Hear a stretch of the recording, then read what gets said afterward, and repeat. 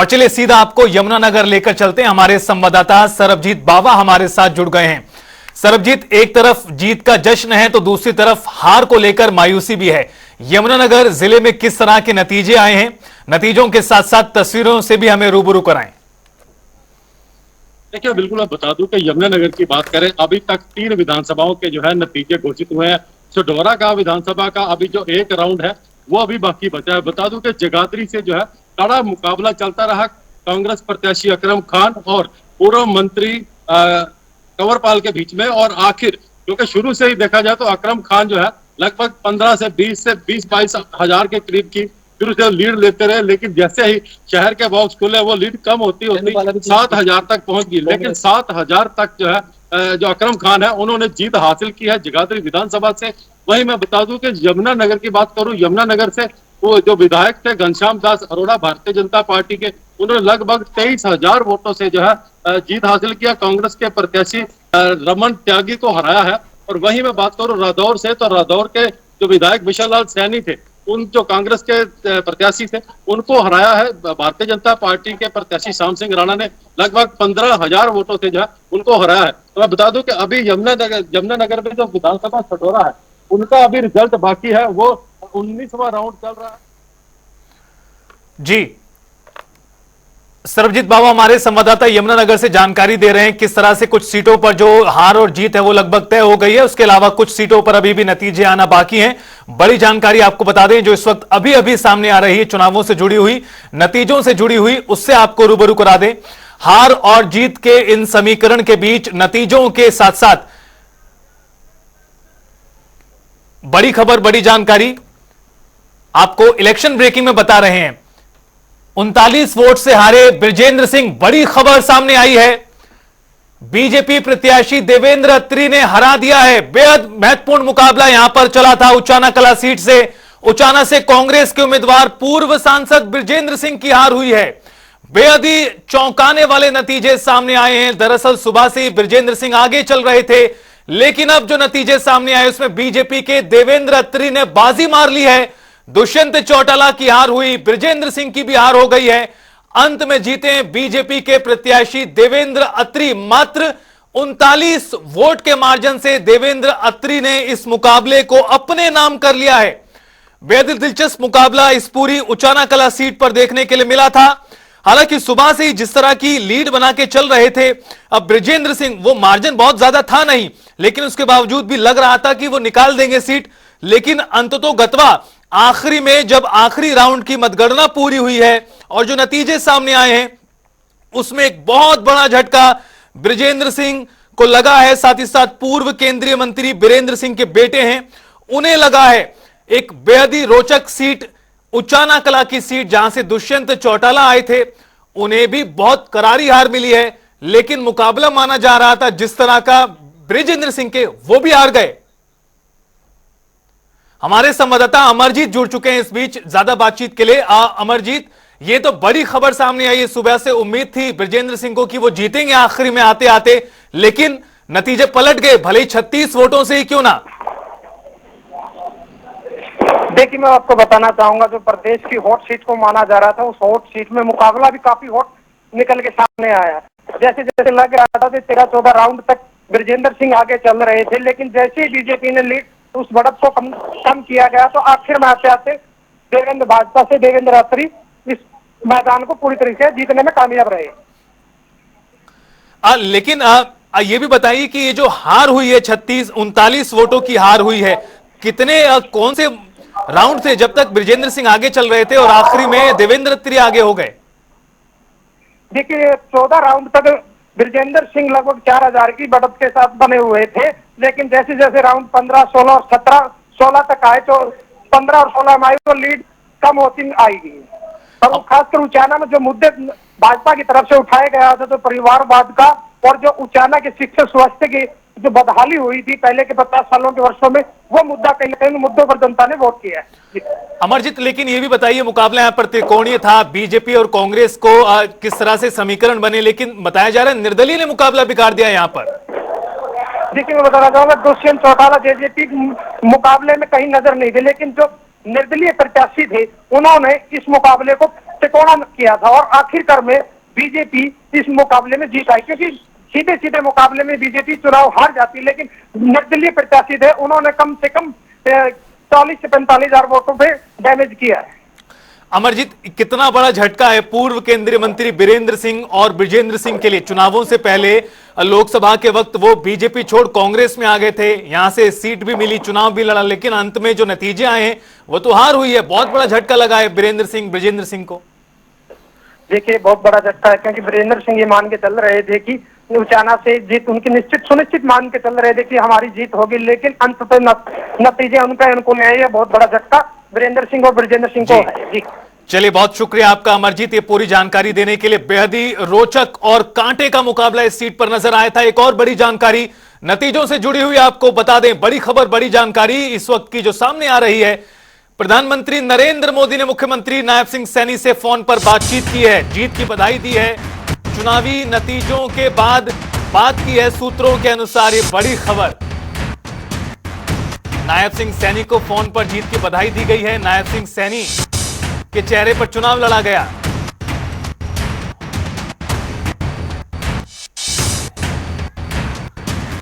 हमारे संवाददाता स्पर्श जुड़ चुके हैं फोन लाइन पर ज्यादा बातचीत के लिए। स्पर्श, नायब सिंह सैनी के चेहरे पर लड़ा गया चुनाव, कहा गया मुख्यमंत्री नायब सिंह सैनी ही बनेंगे, नतीजे भी आ गए हैं और यह खबर भी सामने आ रही है, प्रधानमंत्री ने फोन के जरिए बधाई दे दी है सीएम सैनी को। देखिए, बिल्कुल जिस तरीके के रुझान निकलकर सामने आ रहे हैं और ये 49 सीट पर अभी भारतीय जनता पार्टी आगे चलती हुई नजर आ रही है। ऐसे में अब ये लग रहा है कि जो बड़ा बदलाव है वो इन सीट्स में देखने को नहीं मिलता हुआ नजर आएगा और बीजेपी की सरकार एक बार फिर से रिपीट हरियाणा में होती हुई नजर आएगी। और इसी के चलते हम देख रहे हैं किस तरीके से जो प्रधानमंत्री नरेंद्र मोदी है उन्होंने जो है नायब सैनी को बधाई दी है। नायब सैनी के चेहरे पर जो है चुनाव लड़ा गया था और एक जिस तरीके से दलित वोट बैंक की बात करते हैं वो जो है एक बड़ा शिफ्ट जो है भारतीय जनता पार्टी के खेमे में जो है होता हुआ नजर आया। ये जो है इन नतीजों से प्रतीत होता हुआ जो है नजर आ रहा है और हम देख रहे हैं किस तरीके से जो है इस वक्त भारतीय जनता पार्टी जो है 49 सीट पर जो है आगे देखने को मिलती हुई नजर आ रही है। तो ऐसे में बीजेपी लगातार अब दिल्ली में भी मंथन करती हुई नजर आ रही है, जहां पर जेपी नड्डा ने जो है वो नायब सैनी से बात की और उसके बाद में अब प्रधानमंत्री ने भी जो है फिलहाल अब बात करते हैं तो नायब सैनी को जो है फोन करके बधाई दी है। इस पर किस तरह से कार्यक्रम आयोजित होगा, इस बात को लेकर क्या जानकारी मिल पा रही है बीजेपी द्वारा? देखिए, जो जानकारी है उसके मुताबिक नायब सैनी जो है प्रेस कॉन्फ्रेंस करते हुए नजर आ सकते हैं। आज शाम को जो है नायब सैनी की प्रेस कॉन्फ्रेंस होती हुई जो है नजर आएगी और उसके साथ साथ अगर हम बात करते हैं तो प्रधानमंत्री का भी जो है जो भारतीय जनता पार्टी मुख्यालय में पहुंचने का कार्यक्रम बनता हुआ जो है नजर आ सकता है। तो फिलहाल अभी जो है जो पूरी तरीके से जो है आश्वस्त होना चाहती है भारतीय जनता पार्टी, कितनी सीटें जो है भारतीय जनता पार्टी को जो है मिलती हुई नजर आ रही है। पिछले चुनाव में हमने देखा था कि भारतीय जनता पार्टी जो है कुछ सीटों से कम रह गई थी, जहां पर निर्दलियों का सारा माफ कीजिएगा निर्दलियों और जननायक जनता पार्टी जो है उसका सारा जो है भारतीय जनता पार्टी को लेना पड़ा था। लेकिन इस बार जिस तरीके के ट्रेंड देखने को मिलते हुए नजर आ रहे हैं, फुल मेजोरिटी के साथ भारतीय जनता पार्टी की जो वापसी है वो हरियाणा में देखने को मिलती हुई नजर आ रही है। तो ऐसे में सीधे तौर पर जो बड़ी तैयारी है जीत की वो फिलहाल भारतीय जनता पार्टी की तरफ से जो है देखने को मिलेगी। जीत बड़ी तो जीत का जश्न भी बड़ा होगा। स्पर्श बने रहिए आप हमारे साथ। एक और बड़ी जानकारी जो चुनावों से जुड़ी सामने आ रही है उससे आपको रूबरू करा दें। चुनावी नतीजों से जुड़ा एक और बड़ा अपडेट सामने आ रहा है। इलेक्शन ब्रेकिंग में अंबाला कैंट से अनिल विज की जीत हो गई है। काफी देर तक पीछे रहे थे चित्रा सरवारा से, लेकिन अंततोगत्वा उन्होंने भी यहां से विजय पताका फहरा दिया है। 7000 के बड़े मार्जिन से उन्होंने ये सीट निकाल ली है। अनिल विज ने चित्रा सरवारा को एक बार फिर आया है। 2019 की तस्वीर यहां पर एक बार फिर रिपीट होती नजर आई है। अनिल विज ने 7वां चुनाव अपने नाम किया है। ये अंबाला कैंट हॉट सीट, पूर्व गृह मंत्री अनिल विज खुलकर बोलते हैं। हालांकि आज जब नतीजे आने शुरू हुए आज सुबह, उसके बाद तो अनिल विज लगातार पीछे ही थे, लेकिन अब से कुछ ही देर पहले, कुछ राउंड पहले अनिल विज ने दोबारा से कमबैक किया। वापसी करते हुए अब शानदार जीत उन्होंने दर्ज कर ली है। 7000 से बड़े मार्जिन के साथ अनिल विज ने अपना मुकाबला यहां से निकाल लिया है। अनिल विज की जीत अंबाला कैंट सीट से हो गई है। यहां से कांग्रेस पार्टी से बागी होकर निर्दलीय चित्रा सरवारा मैदान में उतरी थी और चित्रा सरवारा ने एक टफ फाइट दी। बेहद ही चुनौतीपूर्ण मुकाबले में चित्रा सरवारा दूसरे पायदान पर आई और अंत में अनिल विज की जीत हुई। आपको बता दें कि अनिल विज को कुल 59,558 वोट हासिल हुए, करीब 60,000 वोट मिले। अनिल विज को चित्रा सरवारा को मिले 52,581 वोट और इस तरह हार का मार्जिन चित्रा सरवारा का 7,000 के आसपास रहा है। बड़ी खबर, बड़ी जानकारी, चुनावी नतीजों में होडल से उदय भान की भी हार हुई है। 2632 वोटों से हार गए कांग्रेस पार्टी के प्रेसिडेंट स्टेट के। 2632 वोट से उदय भान की हार। बड़ी खबर, बड़ी जानकारी, होडल से 2632 वोटों से उदय भान की हार हुई है। काफी देर तक ये भी आगे थे, लेकिन आखिरी के समय में उदय भान भी पिछड़े और इतना पिछड़े कि उनके नसीब में हार आकर बैठी है। 2000 के मार्जिन से उदय भान की हार हो गई है। होडल सीट से ये बड़े नतीजे, चौंकाने वाले परिणाम सामने आ रहे हैं। अब जो हॉट सीट है वहां से आपको बता दें, होडल की सीट से हार हुई है कांग्रेस पार्टी के प्रदेश अध्यक्ष की। उदय भान हार गए हैं। बड़ी खबर, बड़ी जानकारी, लगातार दूसरा चुनाव हारे हैं कांग्रेस पार्टी के प्रदेश अध्यक्ष और कितने वोट उन्हें हासिल हुए वो भी आपको बताते हैं। दरअसल पिछली बार भी उनकी हार इस सीट पर हुई थी। इस बार उन्हें उम्मीद थी जीत मिलेगी।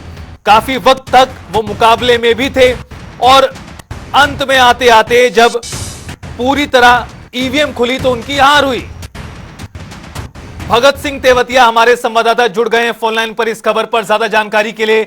भगत सिंह तेवतिया, आप जिस तरह से नतीजे सामने आ रहे हैं और हॉट सीट पर खासतौर पर एक के बाद एक कांग्रेस के लिए बुरी खबर, अब कांग्रेस पार्टी के प्रदेश अध्यक्ष की भी हार हो गई है। जी जी बिल्कुल, अगर हम देखें तो लगातार जिस तरह से देखा जा रहा था कि कांग्रेस यहाँ से काफी अच्छी उसमें बहुमत हासिल करेगी, लेकिन लगातार जो परिणाम बदले वो चौंकाने वाले परिणाम थे और जो कांग्रेस के प्रदेश वो यहाँ पर सीधे लगातार जो भाजपा के एक नए प्रत्याशी हरेंद्र रामरतन जो पूर्व विधायक थे उन्होंने कांग्रेस तो यहाँ से प्रचार से हुए जो जीत हासिल की है। भगत सिंह, एक और सवाल, यहाँ चूंकि मुकाबला बाइपोलर था, कांग्रेस और बीजेपी आमने सामने थे, उसके बावजूद भी होडल की सीट कांग्रेस पार्टी नहीं निकाल पाई। किस तरह से इस बड़ी हार को देखा जाए? बिल्कुल, जिस तरह से देखें तो प्रदेश अध्यक्ष का जिस तरह से टिकट बंटवारों में कई सीटों को हम देखें तो जिस तरह से उन्होंने टिकट बंटवारे में कई प्रत्याशी की जो नाराजगी थी खासतौर के दिग्गज नेता तो उनकी टिकट को माना जा रहा था कटवाने में अहम भूमिका की और एक तरह से देखें तो सीधा सीधा हार उनकी जो टिकट कटवाने का परिणाम है वो ही इनकी हार का कारण बना है। चलिए, बहुत शुक्रिया भगत सिंह आपका इस पूरी जानकारी के लिए। तो आपको बता दें कि होडल से उदय भान की हार हो गई है। ये बुरी खबर, बड़ी जानकारी कांग्रेस पार्टी से जुड़ी हुई। हरिंदर सिंह ने उदय भान को हरा दिया है, पटखनी दे दी है। हालांकि मार्जिन यहां पर बड़ा नहीं है, लेकिन आखिरी में जीत जिसकी, जश्न उसका ही मनेगा। कांग्रेस पार्टी के प्रदेश अध्यक्ष उदय भान की होडल सीट से 2632 वोट से हार सुनिश्चित कर दी गई है।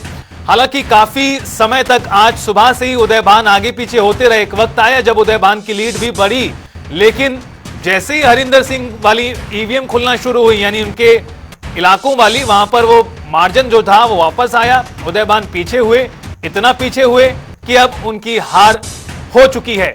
तो आपको बता दें, ये बड़ी बड़ी जानकारियां चुनावों से जुड़ी हुई।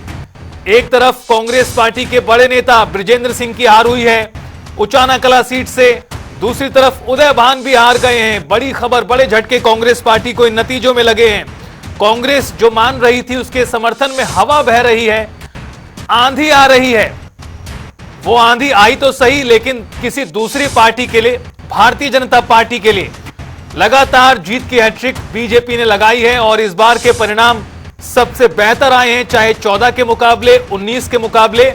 2024 में बीजेपी ने कमल खिलाया है प्रदेश में और अभी तक के रुझानों में अपने दम पर बीजेपी बहुमत हासिल करती नजर आ रही है, शानदार तरीके से जीत दर्ज करती नजर आ रही है। हरियाणा विधानसभा चुनाव 2024 में आज फैसले का दिन है और हरियाणा की जनता ने अपना फैसला कर दिया है। एक बार फिर कांग्रेस को नहीं चुना है जनता ने, हरियाणा की चुनाव बीजेपी का ही प्रदेश की जनता ने किया है। एक बार फिर से सत्ता की चाबी बीजेपी के हवाले की गई है और इस बार बिना किसी अन्य राजनीतिक दल के सहयोग के ही, यानी बीजेपी को अपने दम पर बहुमत हासिल हो रहा है।